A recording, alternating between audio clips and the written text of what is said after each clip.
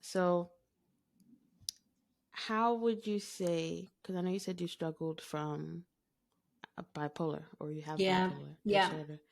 So, um, forgive me if that's an incorrect term for it. No, that's Um, fine. Yeah.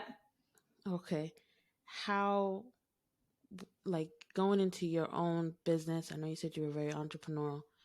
How did that affect you mentally once you started this journey basically for the last 10 years? Yeah, so for those of you who aren't familiar with bipolar, it's a mood disorder where you will vacillate and chop and change between depressive episodes and manic episodes. Now, my my diagnosis has always been more towards the manic side. So how that manifests is me not being able to sit still, mentally always on the go, always being the typical definition of manic, always wanting more, never being able to switch off. So for the longest time, I felt very out of place in the world, particularly as a Muslim woman, where there's so much emphasis placed on looking after the home exceptionally well, Mm, giving your whole life to the children and serving mm, your husband.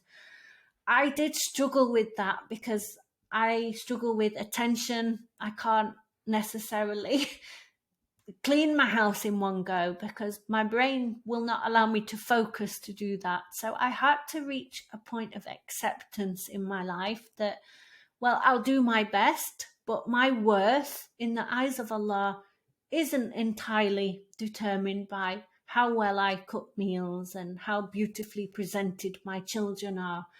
I had to lean into my own strengths and realize Allah made me neurodiverse. He gave me bipolar, and it does give me some strengths as well. So some people say being neurodivergent can be a superpower, which is a little bit of a difficult thing to say because for many people it has an incredibly turbulent effect on their life, their marriage, and people with bipolar, struggle a lot, and the suicide rates are very high, which mm, is a taboo in the Muslim community. We don't like to talk about that.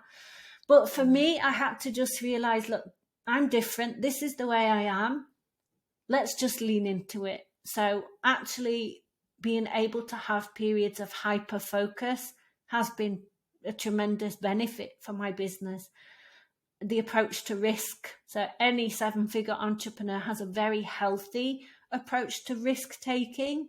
So whereas most people are very, very cautious, don't like to try anything new, people with bipolar are driven by that. We have to do new things. We have to take risks, measured risks, not silly risks, but mm. appropriate risk taking as an entrepreneur has probably been one of the defining moments. So, to summarize that, learning to accept who I am, the skills Allah's given me, and to try and just lean into that and use it to my advantage.